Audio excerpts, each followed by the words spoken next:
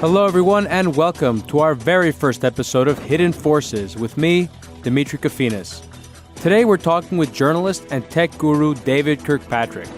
David is the author of The Facebook Effect and the founder of Techonomy Media, which, among other things, produces some of the most kick-ass conferences that are at the intersection of technology, business, academia, and government.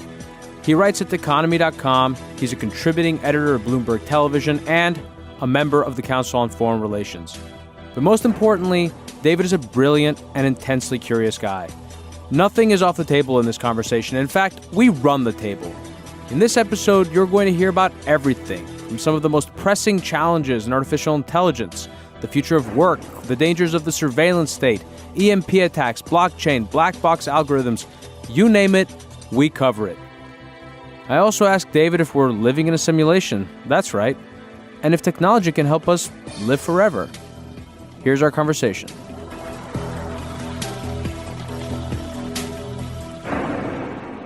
I met you about 2 years ago, roughly or so. Yeah. I was working on a conference on death and dying for the New York Open Center. Mm-hmm. We met randomly because I was thinking about doing an institute on technology and consciousness. And then we got together, we had lunch. I went down to your conference in Washington, D.C., Techonomy in D.C., which was the first time we did a policy institute Techonomy thing. Yeah. And then I was recently at your conference at Half Moon Bay. Half Moon Bay, which was amazing. I've been to a number of really awesome conferences, especially because of all the work I did in finance. I went to an amazing conference in Vancouver. I remember it was beautiful. Jim Grant does these amazing conferences here in Manhattan at the Plaza. Yours is the best conference I've ever been to.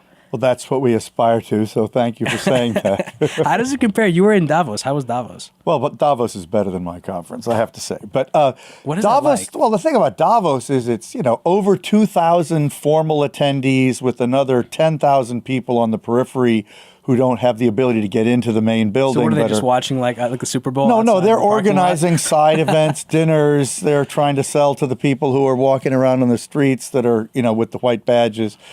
Their support staff of the corporate people who are there, who are very big names, Right. They're the helicopter pilots, it's like all that kind of stuff.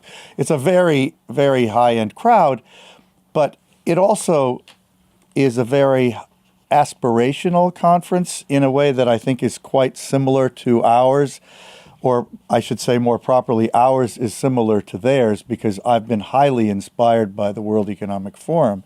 And, they say their mandate is to improve the state of the world, which they've been, sometimes laughed at for, but I think it really does define the DNA of that event. And even though it's a business event, and it's supported by corporate money, and a lot of companies spend millions participating in it, it is very high-minded in terms of really trying to make the world make progress faster for the whole planet. And, partly they include heads of state of usually 80 countries. Because everybody goes there. Yeah, I mean, that was, Angela Merkel, and Hollande was there, and Xi Jinping was there this year, which is a first, to have the head of state of China there. Never had happened before. But that event continues to inspire me with its optimism, its idealism, and the way it combines that with pragmatism. And we do the same kind of thing in a much smaller scale with a very heavy technology focus, with technology at the core of all of our dialogues. Oh, well, we're going to get more into that because you have a conference coming up on the 17th of May here? 16th and 17th in New York. We have a one-day Techonomy Health on May 16th, followed by a one-day Techonomy New York City, which is a more distilled version of the one you came to in Half Moon Bay. But they'll also sort of be without the fire pits. It'll be no fire pits, but it'll be a 2-day conference. But just the first day is all about it, tech and health, and both days are going to be amazing. That's awesome. I'm gonna be there too. I already signed up to your other conference, the one in 2017. Good. I know that. I'm psyched to go. I'm very pleased by that. All right, so I saw that, by the way. Well, I'm going to ask you also what the most interesting thing is that you heard at Davos. I know you also conducted some interviews when you were there, but I saw blockchain was on the agenda. Was it seriously on the agenda, or was it kind of like an At item? Davos? Yeah, it was. Blockchain and Bitcoin have been on the agenda at Davos for at least 2 years, maybe 3 years. I did a Bitcoin panel at Davos, I think, 2 years ago, so 3 Davoses ago. Blockchain is a big thing there. It came up in the context of many, many discussions. There were, I don't know how many, but there were more than one blockchain-oriented session. I did an interview with Joi Ito of the MIT Media Lab. Blockchain is a big part of his interest. He talked about it quite a bit in that interview. So, in that audience, blockchain is widely considered to be one of the transformative technologies of the coming era. Well, let's tell our audience, and for those people that don't know, what is blockchain? It's a decentralized shared database. That is the key element that I think defines it. And the fact that it's shared is radical because it's not controlled by any one entity. It's a way of storing data about anything, whether money, in the case of Bitcoin, or art or futures trading information or ownership data about identity cows data and sheep in the developing world, which we did an article about last year in our magazine, or literally anything that needs to be tracked can be tracked with a blockchain technology, with either the original blockchain or a derivative kind of copycat technology, in order to create a way to store information that is accessible to everyone but can't be controlled by anyone. And it's meant to be something like a financial / legal equivalent to the internet. Just as the internet made information democratized and accessible to everyone, the blockchain, in the view of its greatest proponents, is intended to make record keeping and data storage accessible equally to everyone with no centralized control. And the lack of centralized control is really one of the radical features of modern life.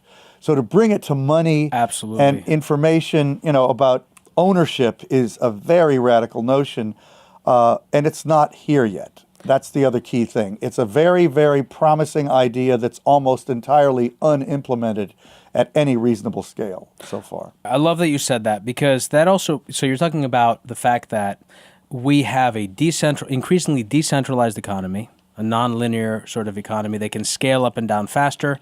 Traditional economies of scale are changing. Supply chains are changing.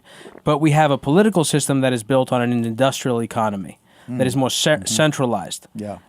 And so with that in mind, with what you're saying about blockchain, the larger point, I've been trying to see what's going on in civic tech. Most of what I'm seeing in civic tech is sort of B2B or B2C, stuff where they're creating software that helps government run their systems better or that helps government interface with citizens better. What I'm really most interested in, and I found this before I came in here and I printed it out, these are the only 2 companies I could find. There's one company called Neighborly and the other one called Nextdoor, sort of the equivalence of C2C, something where, or like a sharing platform, like an Airbnb, where citizens can spontaneously organize to solve problems outside of centralized government structures. Putting aside, finding funding or not finding funding, but just having the organizational capacity to solve problems. Like this thing, Neighborly, I think it's one of these, this one here, Nextdoor, Yeah. 210 million in funding. Nextdoor's been around for a long time. See, I wasn't familiar with them at all. But, it's interesting you say the political landscape vis-a-vis the decentralized sort of sharing landscape, because I was going to say before when we were talking about blockchain, let's get back to civic tech, if I could go back to the point you made to sort of introduce this. I think one of the central questions in the age of Trump is how powerful can central institutions reassert themselves to be, and how much have we really moved to a fundamentally new type of society where citizens are empowered by the tools of technology in order to really take more control for themselves collectively, which is sort of the promise of the internet writ large, right? So in other words, another way to think about that is, let's say Trump is the worst we can possibly imagine him to be, the true Hitlerian autocrat that the people's worst fantasies sometimes take them to predict, right? Which you hear a lot of people predicting on Facebook and elsewhere. How would we be able to fight back against that using the tools of modern, digital economy? Would they be truly effective to restrain the attempt to essentially bypass normal legal constraints on government behavior? Or is it still possible for a demagogue to take control of society, as has happened in many cases in the past? I frankly think, probably we have already passed the point where the demagogue can take full control. What about Trump? Well, I was just saying that I think everybody's wondering how scared we should be. And those people like myself that are very immersed and passionately believers in technology as a transformative opportunity for all of society, many people who think that way, of which there are a large number, I think hope and probably believe that the empowerment of the individual that has occurred because of technology has already advanced to a point that it would be extremely difficult by historical standards for an autocrat to really become a dictatorial demagogue. But it's to be tested. And, certainly that's why in every country that has a dictator in the world, they attempt to take control of the internet and deny the citizens the access to these tools. And sometimes they succeed. And in the United States, if somebody tried to do that, it might succeed. But then, there's a great story about what happened in Egypt during the Arab Spring when Mubarak turned off the internet at the height of the protests to try to get back control of, the citizen activism that was happening. And because the internet turned off, everybody left their houses and went out into the streets, and it doubled the size of the demonstrations. So it backfired against It's actually interesting. It reminds me of a long time ago, I used to watch C-SPAN like a nut. And there was a panel, and there were one of the people on the panel was an activist in Poland during the uprisings against the Soviet Union, and he talked about how, in fact, and this was a long time ago, this was before real social media happened, but it was when the internet was there, and he said, actually, with blogs and everything, yes, you're able to reach more people, but there was something tangible and valuable and intimate about the way that we printed newspapers subversively, underground, and passed them, and each time you got that newspaper, you knew that you were a custodian of something valuable. So that speaks to that point. But let me... Well, I really think there's strong evidence that when you give ordinary citizens more tools to communicate among themselves, you disempower the government, especially governments that have ill will. I mean, even the transformation of the Soviet Union to at least briefly, a democracy was said at the time, back 30 years ago, to be heavily influenced by the rise of the fax machine. These tools, these technologies have massive historical consequences and political consequences. Well, I'm going to push back on you on this sort of sense of, how I actually think I have a tendency to be negative around things like this. So, I'm hoping I'm wrong here. Of course, that was the hope that this decentralized network would empower the individual, and it has in many ways. But like you said, China is a good example of a country that's been very effective in clamping down and in controlling the internet effectively. Yeah, but there's also countervailing factors in China that are very positive. We could get to that. Well, we should then, because you can use that in your argument to push back on me. So one is this sort of path of least resistance that I see globally. The Western, more liberal democratic countries are competing with China, countries like China or like Russia. In the case of China in particular, that are very effective at corporate espionage. There is this sort of war happening on the nation-state level that's driving, and of course terrorism, this empowerment of the individual increasingly. I mean, these same technologies can be used to help scale terror attacks. So you have the empowerment of individuals to do ill as well. Right. And you have governments that are attacking, conducting cyber attacks on the nation state. You have all these forces that are driving governments to sort of clamp down and take liberty away from individuals. So you have that side of it.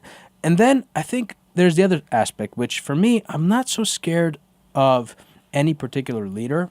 I am actually, but increasingly because of the type of technology, because of the stuff we're describing, the increasing sophistication of AI, data, the big data issue, the censored universe, this sort of IoT world of sensors and data streaming, all that together, surveillance society, surveillance society. It's so much more. I finished reading about I don't know, 6 months ago, and I was following Schneider's work, but I read Mark Goodman's book, Future Crimes, which I found actually really intense because of all the it's just full of examples. It's just lots of scary data. It is, but what I'm most terrified of is that we build this surveillance society. And then we build these increasingly sophisticated AIs, and they just not take over in some Orwellian, some Terminator fashion, but we just simply rely on them increasingly for so much. I saw an article from The Guardian recently. In less than 4 years, they're projecting 6% of U.S. workforce will be gone. This is just narrow AI, jobs that are like in radiologists and certain lawyers and drivers and stuff. But my biggest concern is that these technologies, autonomous weapons, the weapon systems they're creating now, like Boston Dynamics, those robots. I mean, this stuff is wild. Those are wild. I'm way more afraid of what we're seceding, because even today, I'll take another example. I think it's FEMA's assessments. Or Department of Homeland Security, if we lost power due to an EMP attack, and we had lost power for a year in the United States, you know how many people are projected to survive after that? Not many. 10%.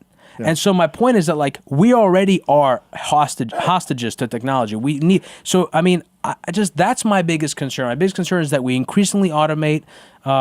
If you really want to get really paranoid, I do think an electromagnetic pulse, which is what EMP stands for, would be very devastating. I mean, you can't even overstate how devastating it would be. It would erase most memories and storage, except unless they're in hardened locations, and even that many. It depends on how powerful it was. All electronics would be basically fried. And think of the world we live in now, and then imagine every digital, technological, electronic thing we currently rely on stopped working permanently, and we had to start again. That would be bad. That would be, Mad Max territory. And honestly, you can't rule that out. But to be really paranoid, it could even happen because of a solar flare. It doesn't even require an electromagnetic pulse. Electromagnetic radiation which would be a nuclear, electromagnetic pulse will be a nuclear explosion in the upper atmosphere or middle atmosphere, probably. And the Russians have that capability militarily right now. They could do one. Or they could just do that over our territory, and we could do it over their territory. And both countries, and China too, have those. Probably even Israel has that weapon. I mean, it's bad. But I don't think that's going to happen. If you really start worrying about nuclear war, everything is off. Everything. So whether it's an electromagnetic pulse or a conventional nuclear weapon, which also would emit an electromagnetic pulse, by the way, just not as strong, it's basically game over for some significant portion of society for some significant period of time. So I'm not expecting that. And do I believe that the surveillance society is to be worried about? Absolutely. And I think the Internet of Things, the progress of AIs, the centralization of data storage in a smaller and smaller number of repositories like Amazon Web Services, these are all points of failure in modern society that are scary. I totally think they're scary.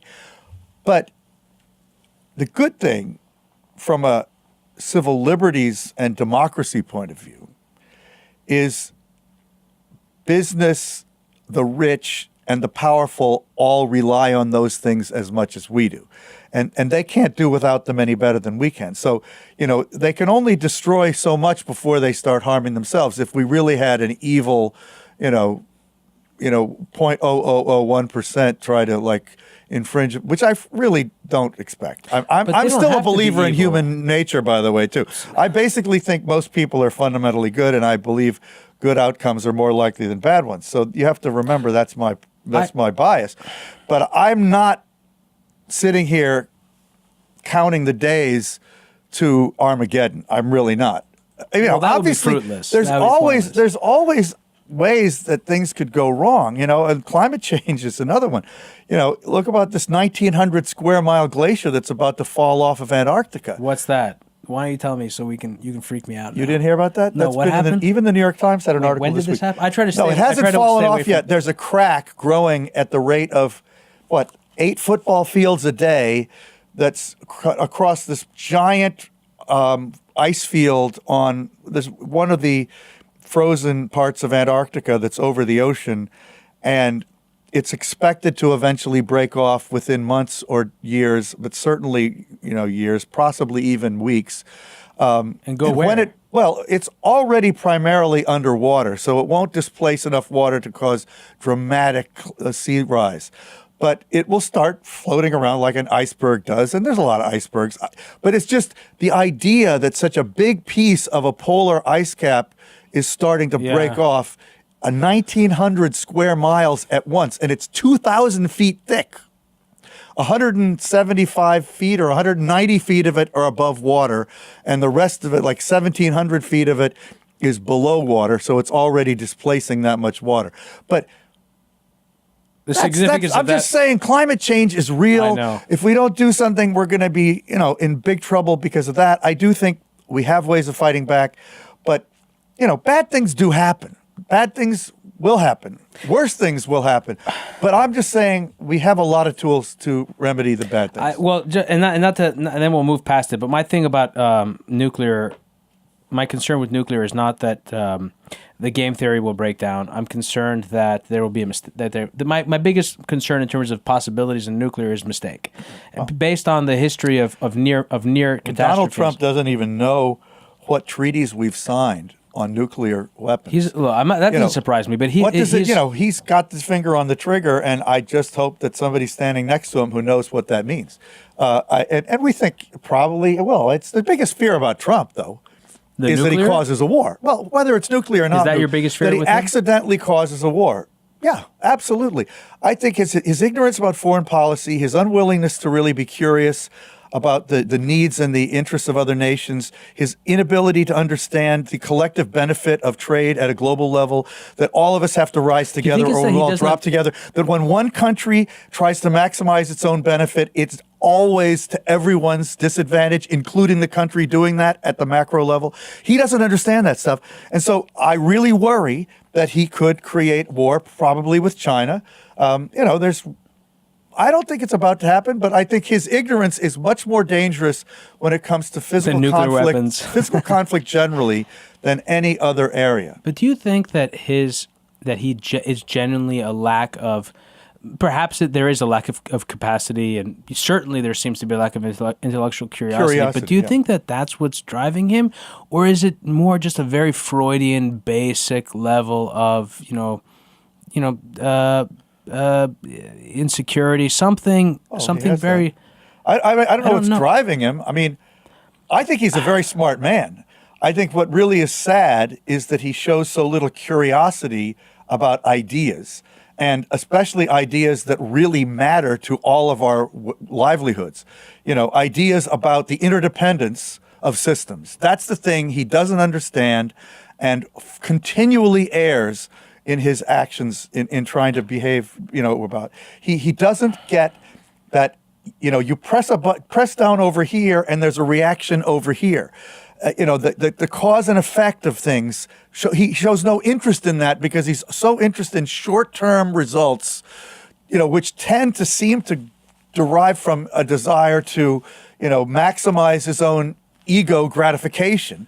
And he doesn't really care about the consequential impact of taking a short-term, selfish, action. And that's scary. Well, in the spirit of the show, since we're talking about this sort of, I mean, I don't want to go totally down a political rabbit hole. No. But actually, well, look, this is the world we're living in for the last several weeks. Let's stay with it a second, because in the spirit of that, Trump didn't come out of nowhere. He's a product of the society, right? So, what is it that he's reflecting that brings him about? Well, he's partly reflecting the rise of technologized empowerment. I mean, I think that there's a part of it that's positive. That we are going through a phase where we're seeing the consequence of ordinary people getting a voice in societies, not only our own, where we have had a fundamental failure of education and information, where you have an ignorant society with empowered people. That is a bad combination. And, so basically it's good that people are empowered. I believe in empowerment. People who, think the country's heading for hell in a handbasket have the right to vote for Trump or, any one of the other crazy, Paul Ryan, et cetera, all these people. I don't think he's the most crazy, but certainly there's a lot of very misguided, ignorant Republican mostly, although not entirely, politicians who I think are voted for by people who don't really understand the consequences of the actions of the policies that those people are about to take. And so, but I think it's good that those people have the power to vote those people into office. I think it's just going to be a very painful learning process for society when we start seeing the impact of that on things like, let's say, for example, the abandonment of a commitment to public education, or the suspension of the enforcement of environmental regulation, or the suspension of efforts to combat climate change. All these things are going to have negative impacts on the people who voted for Trump. If they were to eliminate Obamacare without substituting something better for it, the lack of health care for people who got health care in recent years. There's so many things they could do that would be harmful. And I don't think that just reducing taxes and reducing regulations per se isn't going to create enough compensating benefit to counteract the disasters that would come from all those kinds of changes. The conversations around taxes and regulations are binary and stupid because they are either or, and it's not like that. Some regulations need to be slashed and eliminated. Other regulations need to be changed and upgraded. Yeah, I think it's mildly positive to have an attitude that we need to have less regulation, and I like that about Trump within limits. I think he's right about that. We've gotten too overregulated in many ways. But to do a wholesale slash and burn is not the answer. Well, like a great example, and we don't need to really spend time on this, but is the entire the narrative around the banking sector and the deregulation from the late 70s under Carter all the way through to today, and then the beginning, I guess, of the re-regulation under Dodd-Frank. That was, that all sort of stemmed from the breakdown of Bretton Woods. You had this system that was in place that worked in a particular way. You took away this major piece, and all of a sudden you had dislocation. You had a lot of these giant shops out, these giant banks in Europe or in Asia threatening American banks. They were pushing to have deregulation, blah, blah, blah. What they should have done was they should have changed the regulation. They should have gone in and said, okay, now that we got rid of Bretton Woods, now that we're on a free-floating exchange system, how do we change and fix the regulation so that we can accommodate the structure, not go in and just basically just cut apart. In any case, that's but this thing that you're talking about. I'm blanking now. You were empowerment, or? Yeah, empowerment. Well, I mean, okay. So one thing you're touching on something with healthcare and there's other things. Bottom line is this. I didn't come on here to make a political lecture. No. It's fine. I think these things do all get connected, and it is interesting to look at how Brexit and Trump and the rise of Marine Le Pen and things that have happened in Poland and Hungary and elsewhere, Turkey, are really a significant consequence of digital empowerment, and particularly the rise of Facebook, which I am very knowledgeable about. Well, I want to talk about it too because you know Mark very well, and you interviewed him actually when I was at Techonomy, and I have so many questions for the news feed and what they're doing with AI. Well, wait, go back to the question you were trying to ask me that I diverted. Yes. All right. So one of the things you're sort of touching on is the fact that our global society, global political system and economy is very brittle. It's very centrally organized, and it's functioning at sort of max capacity. We have a financial system built on a pyramid of tremendous amounts of credit that requires continuous growth, which is creating the climate change we're talking about and a lot of the ecosystem problems we have and the consumerism that's gotten out of hand. A lot of the things that we don't like, we're trapped in this paradigm of growth that and a lot of that growth is bad. It's like we need our cancer to survive. So we have this very rigid system, and the solution, you touched on it before, which is this decentralized peer-to-peer sort of society that we're seeing. Like me. Like, for example, what I'm able to do today in my life, I don't know how you, and I would love to get into this too, like just sort of how you started the economy and how you run it now. But you started at a different time. But right now, I'm basically a company literally of one, but I have had many people work for me at various points when I'm doing theater, all the actors, all the production folks, with this show, sound engineers, art producers, whatever. All these different people are coming. I have an office at WeWork. Like, everything is... So do we. We just moved to WeWork. Did you? I just did that too, like a few days ago. Which WeWork are you in? Soho South. Yeah, we're on 43rd and 8th. It's very cool. Is it? But can I go back to the growth thing? I got to come visit you, I don't know David. where you're going with your question, but, you threw a lot of economic arguments in there. And I did them to obfuscate. That's data obfuscation. Well, this question of growth, I'm not an economics expert. I don't even really feel like I understand how Wall Street works. But I think growth is a very complicated question. And even consumerism, which we were discussing before the show as a fundamental negative, is a complicated question. I don't think growth is bad. I think we don't know how to measure growth. I think we think that Some growth, types of growth and this are is bad, where is my point. blockchain becomes relevant in Bitcoin. New ways of assigning value to things, which is what blockchain and Bitcoin will ultimately enable, will potentially allow us to have healthier growth. Because one of the problems with growth today is it's all measured in terms of a very clumsy measure of GDP, 100%. which is totally a false measure that does not factor in many of the truly determinative ways that our lives are changing. 100%. Eric Brynjolfsson at MIT, who's a very good friend of Techonomies, has done a lot of work on this. I've had other economists. We're getting enormous amount of what are called free goods out of our smartphones that aren't showing up in the economic statistics. I mean, when you download an app for free on your iPhone or your Android device and you use it and you get pleasure or, diversion out of it, that doesn't go into the GDP measure at all because there's no dollar changing hands. And yet, would we argue that it doesn't create benefit in our lives? So the growth we need is growth in human capacity, growth in even something even more elusive, happiness, empathy, all the things that really matter in human life. And we just don't know how to measure those things. Instead, we're measuring this That's a really great point dumb, about measurement. stupid, half-baked thing called dollar-based GDP. And we're saying, we push that too hard. And we do. And that sort of leads us to this consumer society. You could even argue we're producing the wrong shit. Can I say that? Yeah, Okay. you can curse as much as you want, actually. But you can certainly say that we're producing the wrong shit because we are. I mean, we probably need to produce more emotionally relevant products Well, that and goes back to what we were talking about and with less, hard consumerism. goods that are evanescent and have a very short-term impact on economic behavior. But really, the long-term economics of human behavior and human happiness are going to build the more people's lives really become better. And people's lives are not made better by a larger car or, a different colored shirt or whatever. I love shirts and I love cars like anybody else, but my life is ultimately made better by much more intangible things that we don't measure very well. Like this conversation, right? This is making for your life example, better, right? All right. We're going so many places, and I wanna go to all these That's what places. you I get told when you get we me had for more a than 2-hour enough time. conversation, baby. I told you, never know man. where it's gonna go. I told you.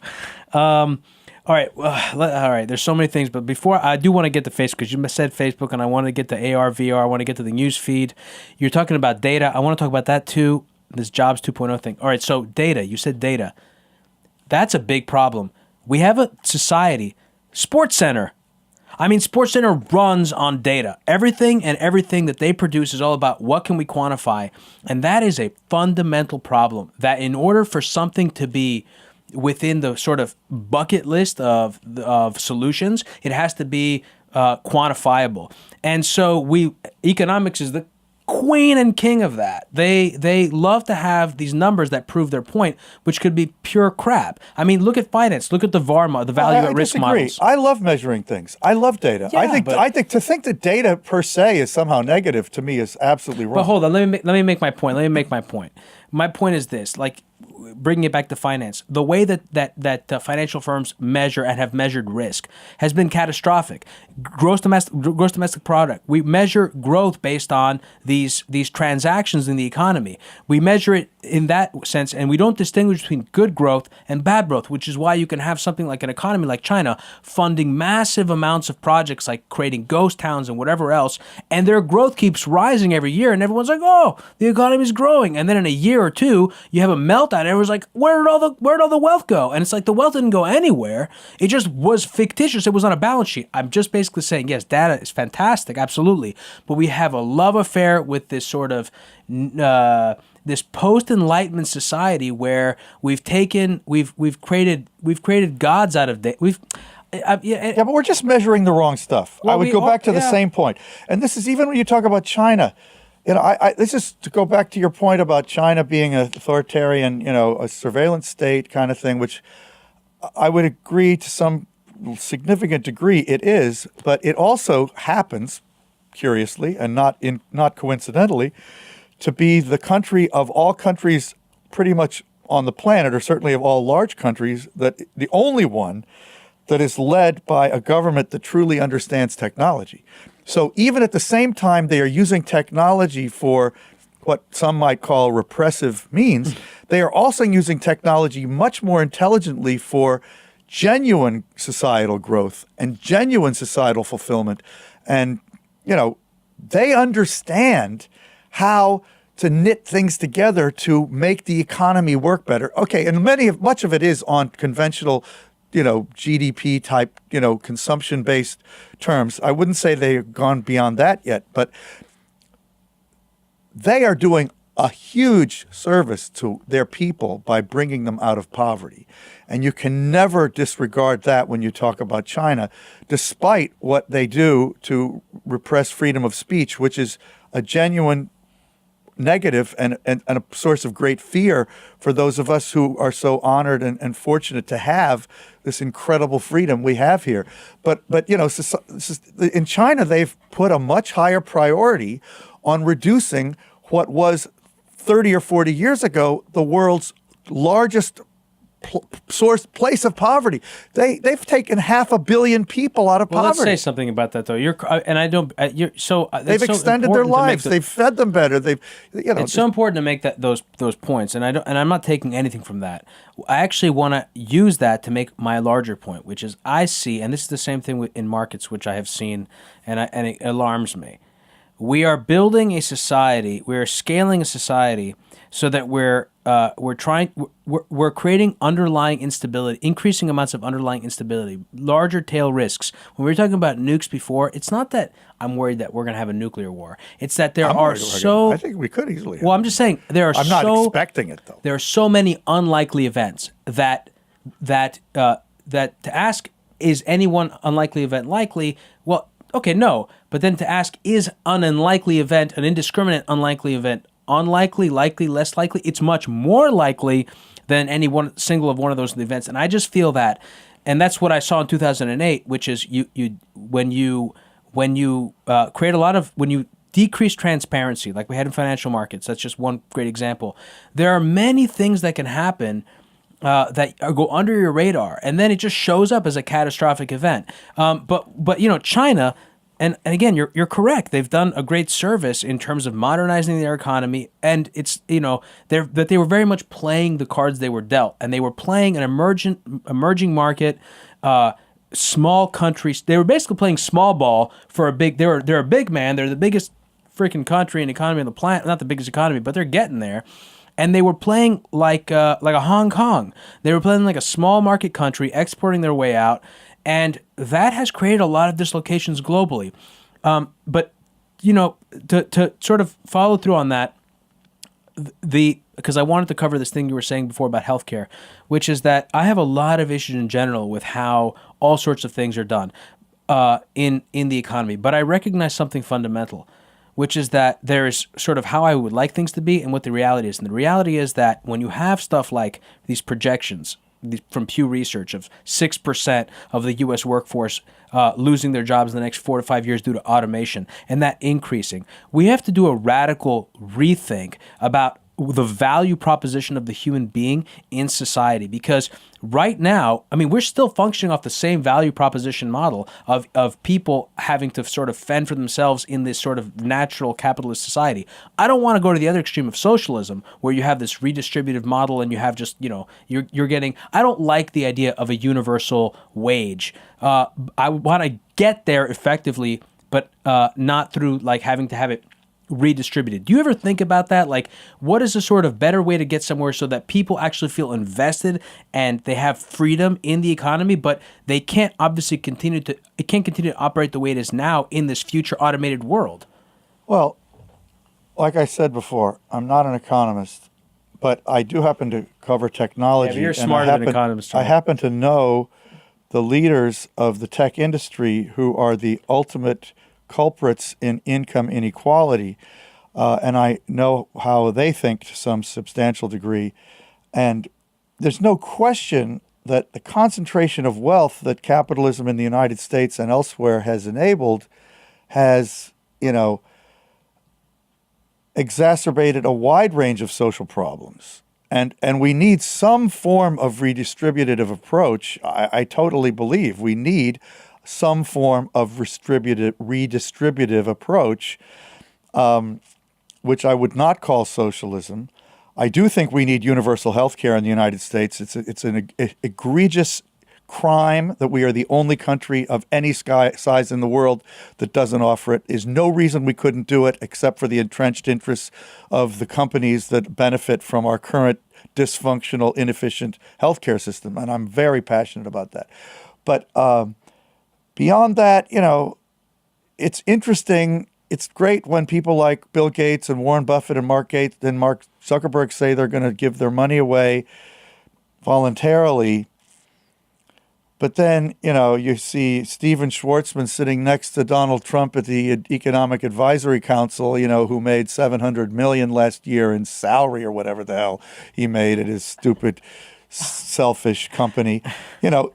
Those people have to be taxed more, one way or another. I don't think we should move away from capitalism. Well, they're paying less taxes. Okay, call me a Democrat.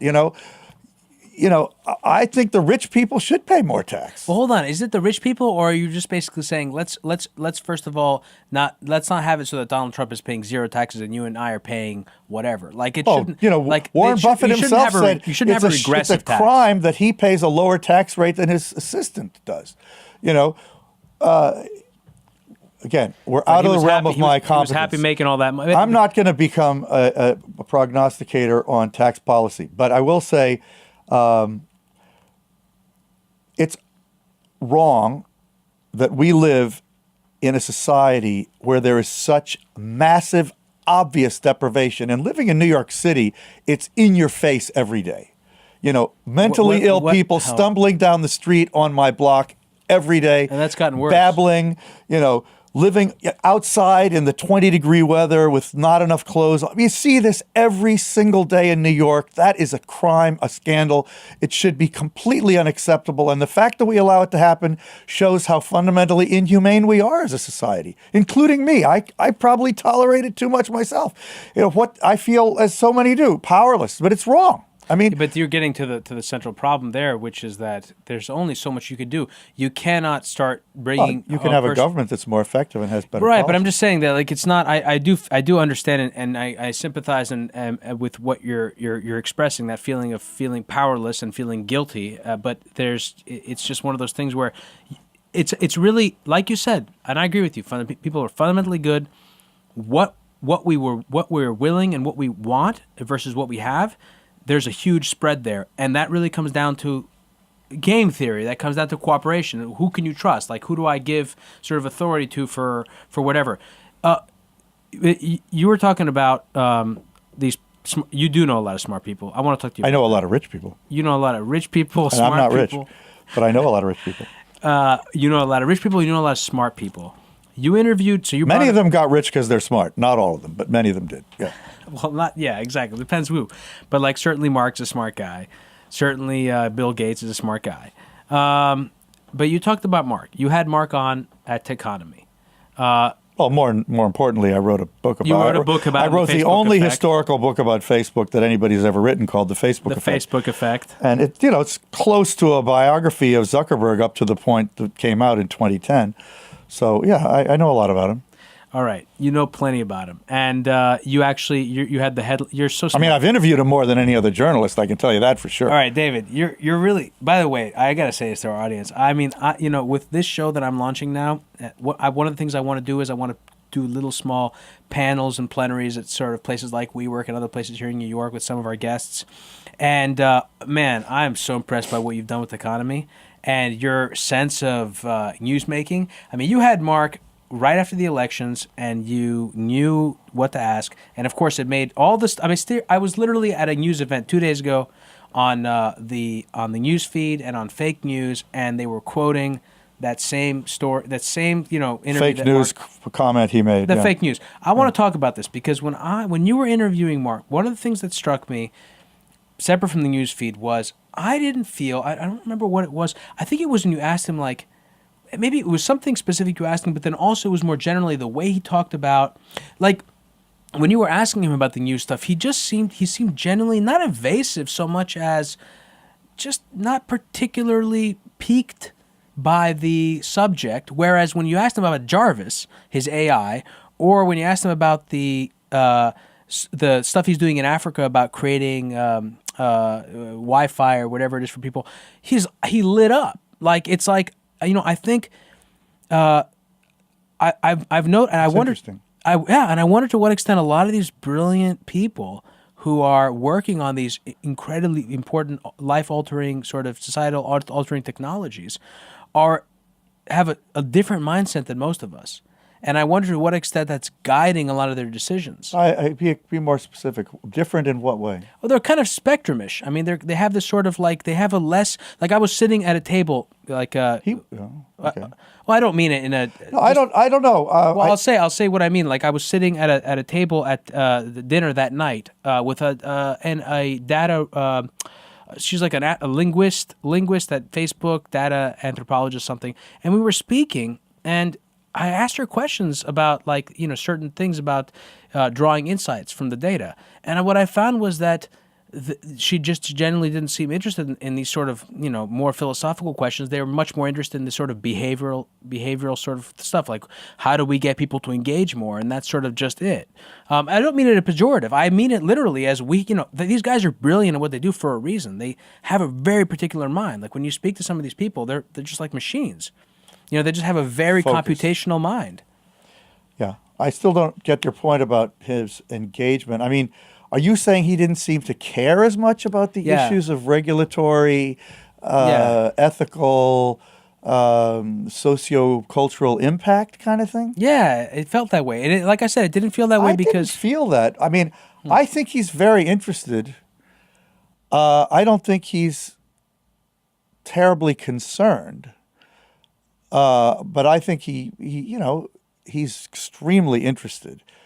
I think he's very excited about some of these other projects, like, as you mentioned, AI as a transformative tool in Facebook and in our lives, the political and economic consequences of bringing internet access to the several billion people that still don't have it, which is kind of amazing if you think about it. Yeah. In today's world, there's still it's more than kind of amazing. It's shockingly amazing that there's still several billion people who don't have any access to the internet. Say that again to yourself a few times, and then think of how many times today you have relied on the internet for 500 different things, and imagine that there's still almost half the planet doesn't have access to that. Is that scandalous or what? Do you think And that- I have to say, Zuckerberg agrees that it's scandalous, and he's working very hard to remedy it. No, look, he clearly does, and you could tell that he's passionate about it because he was very clear about that. You could tell how passionate he was about it.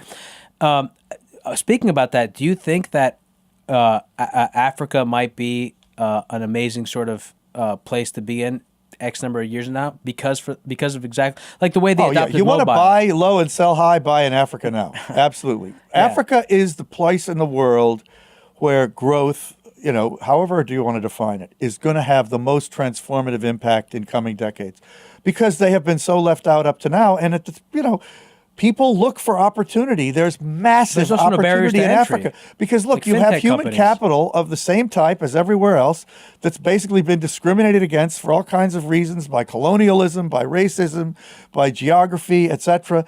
And that is ending slowly but surely. So those economies are going to go soaring, and a lot of people are investing. China is investing big time in Africa. They just built this railroad between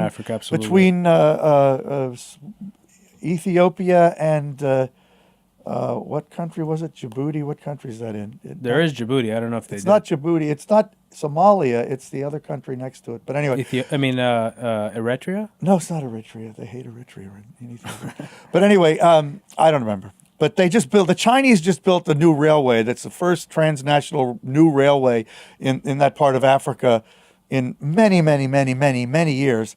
And it's Chinese project. Look, there's no doubt. I mean, I'm not. I'm. It's impressive. I just. I did get that sense though, and it was something that It wasn't the first time. I mean, it was the first time I'd heard Mark speak about the issue, but I've heard. I mean, I've seen. We're all people are different. People come in different shapes and sizes, and people have different priorities innately. And I just my biggest concern is that the people that are engineering the future may be sufficiently disconnected from the sort of day-to-day or just perspectives of other people. I think they may be overly disconnected. I'll tell you what I think about that. I think not that maliciously, Silicon Valley as a geography is too isolated. That there is a groupthink that does prevail in Silicon Valley, the physical space from San Jose to San Francisco, that causes people to think differently about the world that they are creating, that is not sufficiently integrated with the things that the rest of the world generally cares about, whether it's ethical values, whether it's, economic equality issues. I think there is a lot of political awareness in that region. You can't, of course, ever speak universally about any geography, but I think there's something about the idea of being in Silicon Valley that's becoming a negative. And that's why I think it's very healthy that we have so much more technology here in New York, places like London, Paris, Some of these smaller Barcelona, cities in New York, too. every just city US. across the country of the United States has entrepreneurial activity that's really Estonia. increasingly, Miami, Knoxville, you name it. There's a lot of startups. But so I think there is a problem that Silicon Valley is a little insular. That's what I'm agreeing with you about. And how determinative and problematic that is very hard to really assess. But they need to get out more. That's bottom line it. And they need to stop talking to each other so much. They need to have more people of more diverse types in their companies. It's all a bunch of white boys with a few Indians and Chinese people. And, they're all men almost entirely. And they all think the same way. Many of them went to the same schools. And, that is a negative. When I used to, It limits the scope of their thinking and their ideas. I used to work in the video game industry, and the last time I was at the GDC in 2007, the Game Developers Conference in 2007. You want to talk about that is a super nerdy boy kind of, like all guys. Like there were like two chicks there. And there was this one I remember, and she was like a professional gamer, and everyone was chasing after her. All right, so Well, women play games too, and they're figuring that out. they play games. You're right. They play games, absolutely. I mean digital games. I mean, they'll pay money for software-based games, and those guys can't always build the right ones. That's also true. Yeah, well, aren't women bigger consumers of mobile Yes. Yes. Mobile gaming. Okay? Recreational mobile talk to gaming me. is a bigger, more female thing than a male thing, I believe. All right, let's stay on Facebook because I've got you here. I've got you captive, and I'm gonna milk this out of you. Tell me what is the future of Facebook? What can we expect? Where's Facebook going? What are they doing with AI? What can they do with AI? Because obviously their biggest competitor is Google in terms of the data they have and the infrastructure they have. What are they doing with VR? And then I want to talk about VR more generally and sort of where you see that going. Yeah, why do you just ask one question? Throwing them all out there. The future of Facebook is that it continues to dominate communications globally, that it will probably continue to grow both in revenue and profit for the foreseeable future, that its opportunity is primarily to extend further into the parts of the world that are just coming online now, and that's the way it sees itself, that its big business opportunity is to increase the advertising rates in less developed economies where, typically in North America, Facebook's annual revenue per user is, I believe, $20. In Asia, the less developed parts of the world, it's more like $2. And so that's a big differential that as they close, and it close by making it higher in the $2 part, they can grow their revenues and their profits. And those people want to live like us. So therefore, over time, consumerism, which you disparage, will lead to the need for more advertising and revenue for Facebook. So Facebook's business has a good long-term prognosis. Well, let's be clear. The business being advertising, the business being getting people. Facebook is an advertising business, as a business.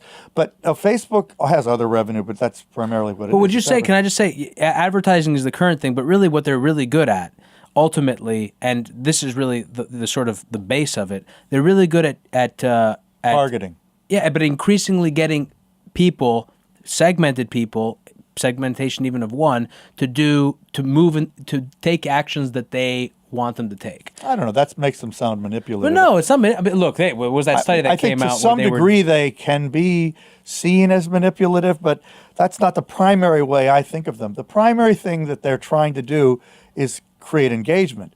And you could say that the way they engage people is by sort of pandering to them, and that could be considered manipulative, but that's not the primary way I think of it. But it's not just Facebook. I mean, Facebook is the best at it. But this is the whole news industry. If it's a problem, it's more of a problem for Facebook than anybody else, because Facebook has more data, more people, more exact ability to target than anybody, bar none, by far. But you're getting that. That's what makes them such a promising and transformative and scary company. But you're getting at the problem of the fake news issue, right? Which is that's just one of many issues. But what I'm saying is not just Facebook. It's that in this world, it's this momentum-driven and also it's like, I think of like Skinner and behavioralism, right? It's like, or behaviorism.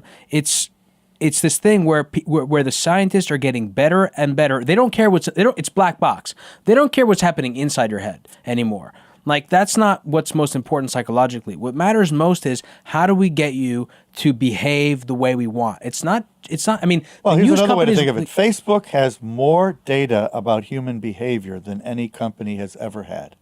And that they run studies on that, as we know. Very big deal. And it's a big deal that could be used for good or for ill, depending on what they decide to do. And I'm generally a believer that they have good motives and morals and values. So overall, at the moment, it doesn't worry me too much. Although, as you'll recall, if you look at my interview with Zuckerberg at Techonomy, I was pressing him on some of that and what the governance is of that and what would happen if he disappeared or was hit by a bus and all that. These are real questions because his values currently completely control that company. And that's a little bit of a fragile, risky scenario if you have that powerful of a system. But the fact that they have all that data about human behavior is where you get to the AI, right? Because if AI is the future of computing, the future of interfaces, the future of society in some ways, then the winners in the AI battle are going to be the people that have the most data. Because AI is good only to the degree that it has good data, and it gets better with more data. And so that's why, the companies that are going to have the fastest progress in AI are going to be Google, Facebook, and Amazon, because they have the most data. Probably others won't be able to compete. IBM thinks they can compete by getting data from disparate sources. Maybe they can. They certainly have good software, but the data is really a fundamental competitive advantage. And so even if Facebook had worse AI software, they can accomplish more with AI because they can feed it with more information that is more definitive. And therefore, because AI is just software like any other software, right? But, it learns, and it learns from the quantity of data that goes into it. Facebook continually produces more and more data about people and human behavior. That is a gold mine that nobody else has. All right, I want to stay with this. I mean, that's the primary point I'd make about Facebook. That's the thing they almost stumbled into, but it is a spectacular competitive advantage for them. Well, that's the future. I mean, that's the future. I'm not picking on Facebook. So we're staying with that whole thing there, Facebook, Google, Amazon, and AI. How interested are you in AI? I'm interested in it. I'm not a programmer, but Well, I think AI, is one of the central technologies of our present time that we have to all spend a lot of time seeking to understand. It's a very muddy topic. It's very hard to define what's AI and what's just software. I mean, AI typically is meant to refer to systems that learn, right? And, that learn without human intervention. In other words, we're talking about general AI, or we're talking about general now, right? AI that gets better with time because it can sort of process information and improve the quality of its decision making, as opposed to just an algorithm that's good until it's reprogrammed by a person and then it gets better. That's the difference. Right. In other words, AI is that really matters to me, and that I think matters to society, and that will have the most impact, is AI that effectively programs itself to improve. And that is an increasingly large portion of the societal software that we're surrounded by, and it's generally a good thing. It's still controlled by humans under most circumstances, and I'm not one of those people that thinks it's about to go off on its own and start, in a hell. You don't believe the singularity is 2050 or 2045, like Kurzweil? I don't know about the singularity. I don't really think about it. I think it's too far to worry about. Well, you had Ray on. You had Ray, and he was talking. I mean, yeah, we have Ray without having to agree with him. We've had Ray Kurzweil twice at Techonomy, but I don't worry about the singularity, and I don't worry about HAL type, computers taking over, from us and removing our hands from the tiller and beginning to steer without us, period. In general, I don't worry about that right now.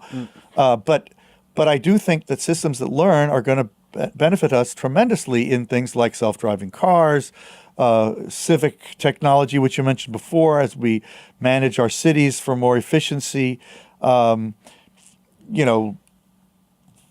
auto translation tools that'll get better and better so we can, all speak, Esperanto.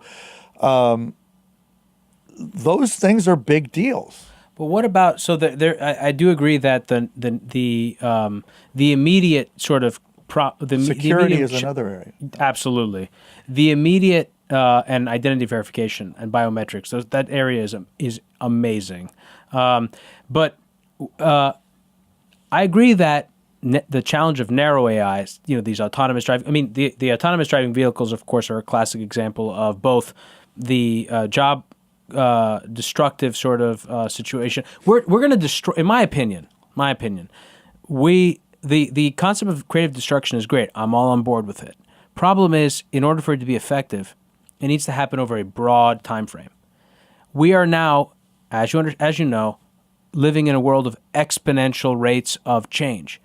We are going to destroy faster than we can create. So I think that the challenge of narrow AI is that it's going to disrupt the economy faster than it can sort of create new opportunities for people. And that all sounds good. I'm not sure I buy it. Okay, interesting. Why? Well, for one thing, we've been moving in this direction for a long time. In the United States, more than any other country in many ways, our unemployment is at the lowest rate it's been in many, many decades. there is no evidence so far of macro job destruction because of technology that I'm aware of, in the sense of, yes, of course, a lot of jobs have gone away, but a lot of other jobs have arisen. And I'm not sure. I don't know. I hear differing points of view on this every day. There definitely is a contrarian point of view that new forms of work will emerge that will suck up the human capacity. The big problem that everyone agrees on goes back to this education point, that we aren't preparing our society and our people for the world they are going into, that we're not spending enough time or money or focusing properly on the kinds of educational systems that will prepare people for a more automated society. And ironically, it's increasingly the view, even of those that are most immersed in the computer science, that what we need to teach people is the liberal arts, so that they can think for themselves in order to compete with the machines. Because basically, if you think about it, the reason the machines could displace jobs is because people aren't smart enough. People haven't been taught to think clearly enough, to live with uncertainty, to assess risk, to understand fuzzy things, which is what liberal arts is all about. Reading a novel or looking at paintings or thinking about poetry or understanding the subtleties and the uncertainties of history. These are things that teach your brain to be fluid and flexible and plastic, that in a way that computers are much further away from being able to do. If all you can do is like turn a widget on an assembly line, yeah, a computer's going to replace you really fast. And those people are going to lose their jobs, and many of them already have. Certainly, we've had huge job substitution with automation in manufacturing. Do I think that's bad? No. On balance, I think those jobs were dehumanizing and people shouldn't have to do them. But if we're not taking those people and teaching them to do something that has higher value, then we're really screwing ourselves as a society. And that is actually what we're doing now. But it's not a pure function of the technology per se that it's destroying jobs, and that's the thing we have to think about. It's that we're allowing it to destroy jobs because we are not investing in our human capital. Okay. Do I have an opinion on that? Your opinion is great, and it's I told you I was going to start shouting into I this love microphone. it. I you love had to it. watch the levels. I love it. I love it. I love it. Okay, you make very valid points. I want to stay with that. Tell me what does David Kirkpatrick see when he's looking and thinking about how he's going to fill Techonomy NYC or Techonomy 2017, and he's thinking about educational technologies, he's thinking about the need to revamp public education. What is he looking at, and what does he find most promising and most effective? What for our programs? What we want to put in front of our audiences? No. When you're thinking solving what problem? No. Let me be more clear. I'm saying when you're doing your job, as in you're looking for. Okay, so you're sitting around anyway, and you're having these thoughts like anybody else, and you're a deep guy. You think about this stuff. You go. You are. We've talked plenty. I know that about you. So you're sitting around, you're saying, these things are what's important. Like when you're thinking about how to program your conference, and you're saying, let's say you want to deal with the subject of education. You want to deal with this need for public education. So you're looking around, you're saying, who's doing what? What I'm basically asking is, what does David Kirkpatrick think could be a viable solution for this problem of deteriorating public education, this need for a common core, this need for liberal arts education, this need for sort of a common framework for us to understand history and sort of to relate to each other? What's happening? What are the solutions? I don't know. I mean, I don't have the button I know how to push to solve society's problems. I do see a tremendous amount of innovation in education, technology, in assessment, in curriculum development, in new ways of organizing the classroom, in new types of school structures that, if we were to invest in them, would bear fruit at a macro scale, I think. And I actually think there's a lot of interest in that. I do think, to have, it's hard for me not to think about the fact that we've just installed a Secretary of Education whose only interest seems to be taking money away from government and giving it to people to just pay for whatever they want, and taking away the collective efficiencies of a centralized educational system on the presumption that we simply can't do it well enough, so let's just let the market decide, or let the states decide, or let the community decide, or let the family decide. I don't think it's true that we can't come up with some collective methods that are very effective. But you haven't heard of anything that's particularly... Oh, I've heard of there's a lot of things. I'm not an educational expert per se, Right. but we run across all kinds of examples of intelligent, software-driven educational methodologies. You just have to like Google the word technology, education software, and you could be wallowing in good ideas for, the next month. There's so many good things happening. I think we agree on this, on the notion. It's not my job to have all the list of the software tools at my fingertips on education right now. Okay, so look, I agree with everything you're saying about the need for this, in particular your point about liberal arts. We need a collective mindset shift. For one thing that I don't agree with is all this talk about STEM. We need more STEM. Science, technology, education, or math. Yeah. Math. We do need that, but it's not to the exclusion of the other stuff. And a lot of schools say, oh yeah, let's just hire more math teachers and fire the art teachers. That will basically lead to a disaster. One of the problems, another thing, a lot of people think, oh, we need to have more programming. We need to teach more children to code. Okay, yes, we do. We do need that. But if you just teach them to code and you don't teach them to think, that kind of coding is going to be automated and those jobs are going to go away. Just knowing how, it's probably a good exercise for your mind, just like learning algebra is a good exercise for your mind to learn how to code. And I don't happen to know how to code. But I do know that people who know how to code and really see where things are going think that coding at the low level becomes just like factory work used to be, dehumanizing, and not high pay. So it's not the answer to teach everybody to be a shitty programmer. The answer is to teach people to think. Are we living in a simulation? Oh, I don't care. I don't care. If it's true, it doesn't make any difference. What do you think about that argument? First of all, your brain is a simulation. I think it's a very funny thing to ask about, and the way I asked it also was very good. It just came to my mind when you were talking for some reason. It's very funny. So for our audience to know, that's there are many obviously people that have talked about that. I think the article that sort of circulated recently was a 2003 article by Nick Bostrom.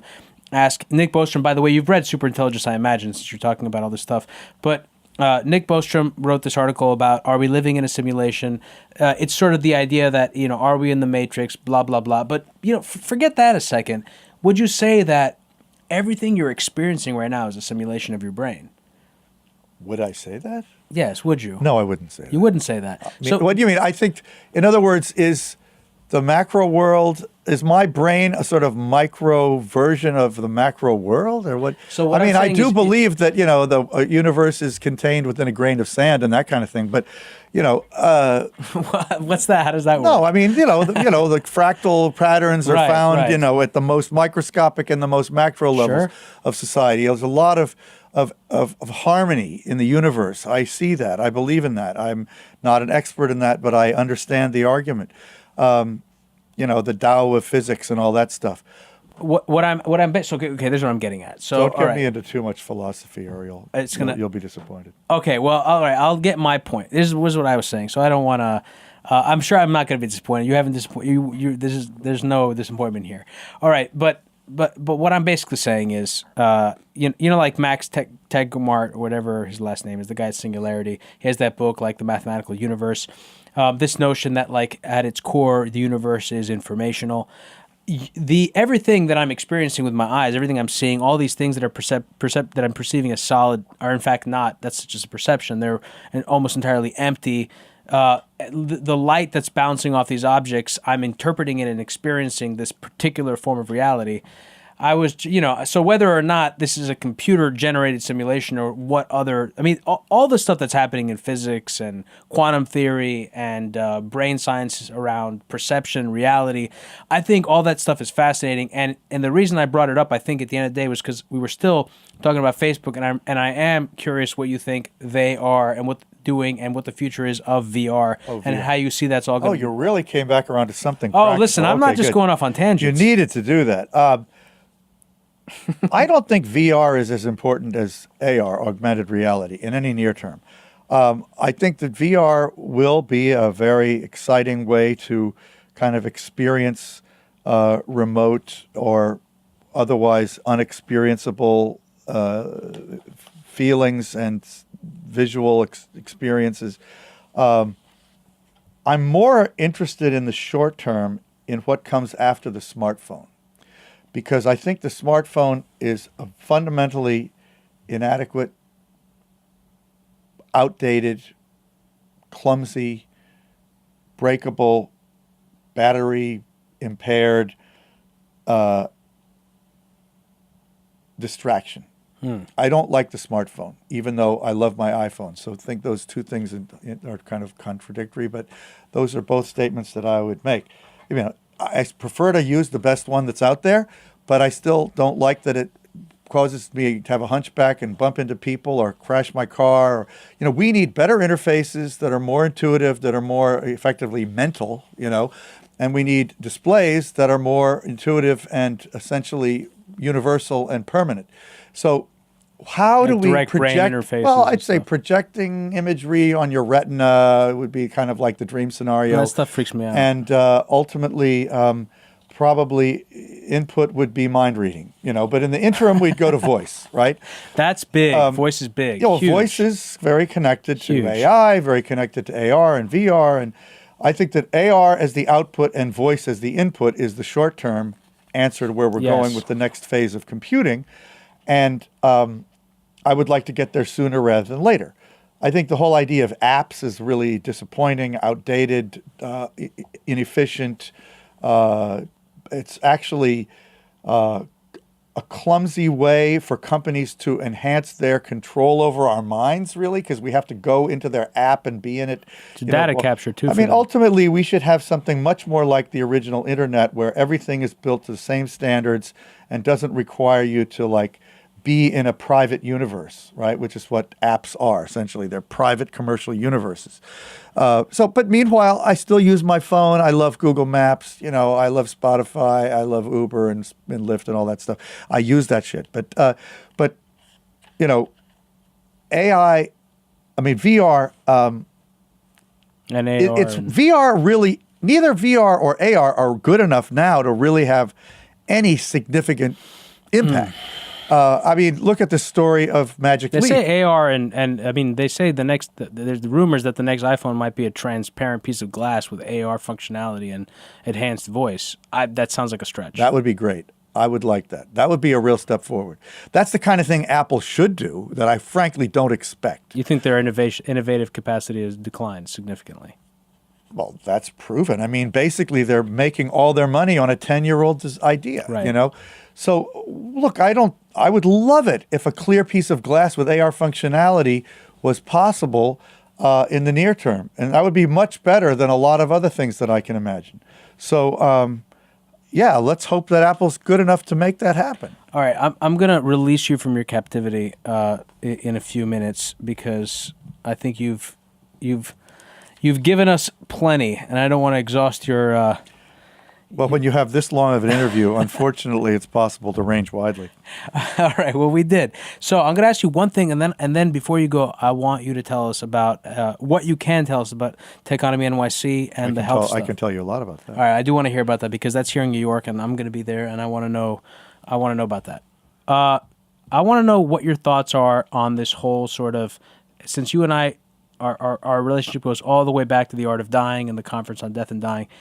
What do you think about what's going on? Because there's some real serious talk in the Silicon Valley groupthink community around immortality, whether it is this notion that we can take these non-defined as of yet or ever possible, definable notion of consciousness, digitize it, put it on a server somewhere, or this idea that we can just, which is more plausible, eventually get to a point of continuously upgrading our bodies and maintaining it so we don't die. What is your sort of sense of this whole thing? Like this whole... Well, first of all, I don't think it's possible to download your brain into a digital device because I don't think your brain can be separated from your senses.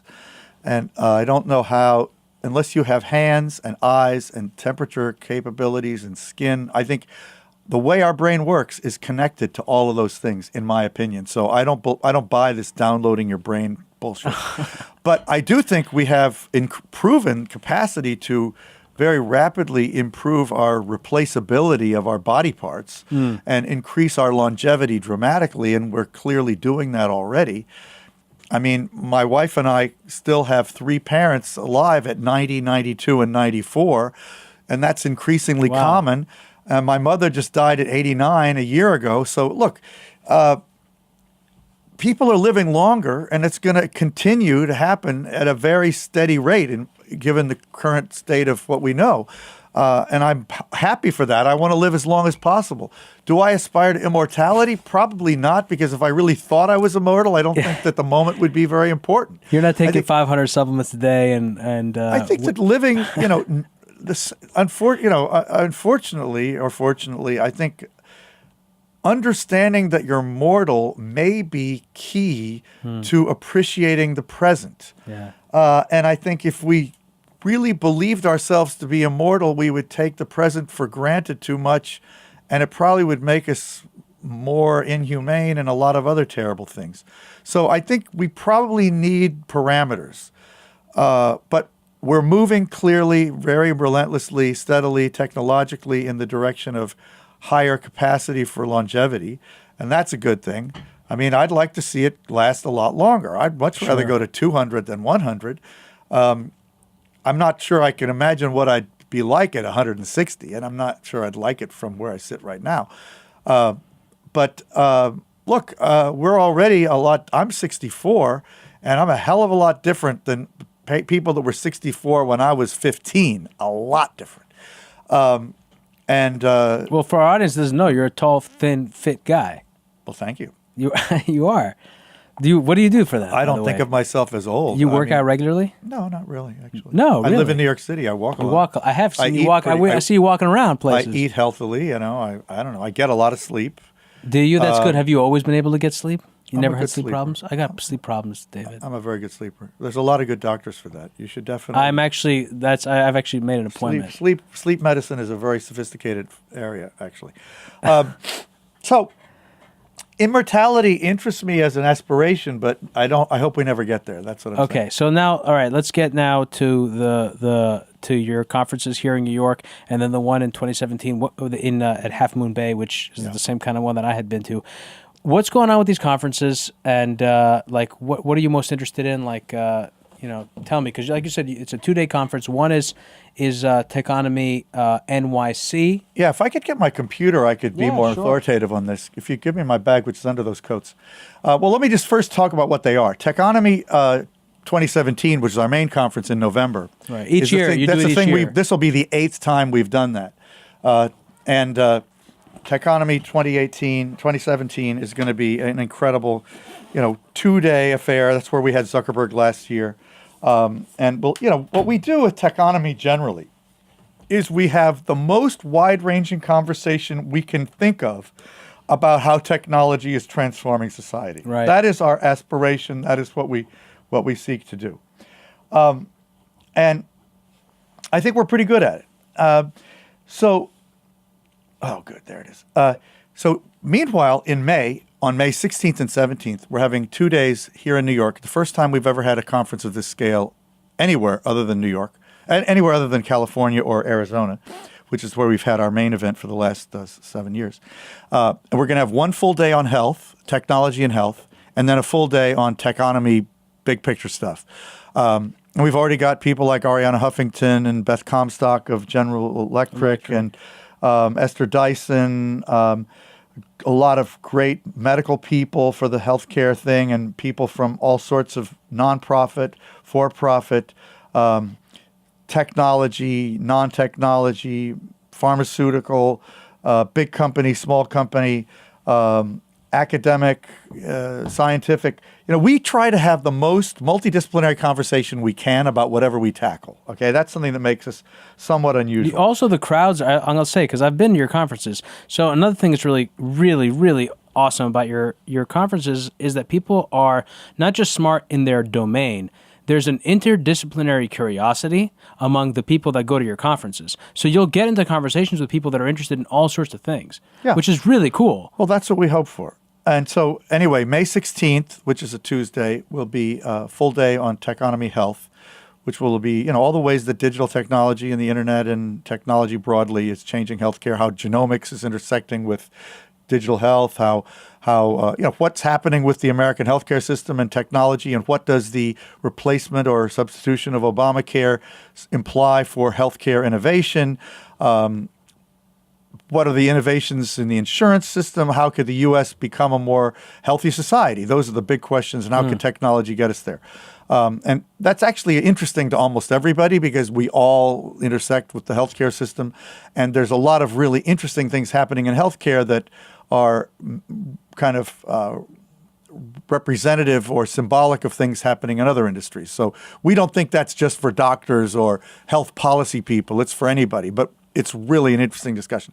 The second day, May 17th, which is a Wednesday, will be a very wide-ranging conversation where the kinds of things we've been talking about here will be all fair game. Every single thing we've discussed would potentially be fair game. You only have a limited amount of time, so you only get into a certain amount of things. We're talking about, I'm just looking at a list I have on my computer of things we're working on. Data ownership as a civic or civil right. Blockchain's impact on business. The future of civil society in a digital age. What did we learn from Theranos, about entrepreneurship and the future of startups? The healthcare company. The one that's sort of crashing and burning after getting a valuation of what stupid $20 billion or some idiotic thing. What's the continuing discussion on the power of these giant internet companies, what they're going to mean for all of us, both business people and citizens, both positive and negative? How innovation is shifting for companies and how the management of companies has to change as innovation becomes a higher priority. How the pace of change will be adapted to by companies across a range of industries. A lot of it that we talk about has to do with innovation, how to think about innovation. And we believe that's like the single biggest challenge facing all organizations, business and otherwise. How do you innovate faster? So that kind of topic will come up in various ways. And blockchain dovetails with that because a lot of people think it's a tool for innovation. We'll talk about government, but at that point there's going to be all kinds of Trump stuff that we'll have to be tackling. Media is going to be a big part of it. I mean, we'll talk especially here in New York about the industries that really matter here, how technology is transforming media, finance, publishing, increasingly the entrepreneurial sector of New York City, what's happening there with the new Cornell Technion, Tech NYC, which is a new organization to promote tech in New York. We'll have representatives of those on our program. We have a guy who runs a company that's already building systems to regulate and monitor drones. Just to name something out of left field. Which is a huge problem that people aren't aware of. The regulatory issues around airspace. Managing the airspace issues that drones bring to the fore. We have a company that's already pioneering that area very successfully. We have a lot of people who have very innovative healthcare entrepreneurial projects, some of them quite far along, some of them less far along. We'll work with big companies, big executives from companies like Johnson & Johnson, GE, Accenture, Ford, IBM, Philips. These are all companies that will be represented on the program. So it's a really amazing synthesis of big company thinking, entrepreneurial thinking, government thinking, scientific and technological thinking about where society's moving, both as it relates to healthcare on the first day and as it relates to all fields of business and society on the second day. So we like being very ambitious. How do people sign up for it? if you go to techonomy.com and click on the events tab, then you can get information and register right there for both Techonomy Health or Techonomy NYC. You can register for both days together at a discount, or you can register for each day separately. Is there any early fee that people can still grab? Yeah, there's a early discount if you discount? come in there now. Yeah, it's for just another few weeks, but you got to get in there now. Yeah. And where are you guys doing it? What hotel or It's where? going to be on 46th Street and 6th Avenue at a dedicated here. event space. It's sort of like a right by WeWork Fox for News. events. It's a beautiful new space, which I don't want to name yet because we're still signing the contract today, in fact. But a great, beautiful space. Our events are known for their super high production values. man. And this is going to be the first time we've done an event outside of our annual event that's really going to have the production values of the type that we believe in. And that's partly because we found a spectacular venue here in New York to make it really easy to have this kind of high quality conversation with all the AV excellence that you need and the food and everything at the highest possible level of quality and comfort and convenience. I will tell our audience I've noticed that about your events there, and it's everyone knows it. They're extremely highly produced. They're beautiful. They're gorgeous. You guys spend take a lot care of of money every on that. single detail. It's actually That's why they're not free.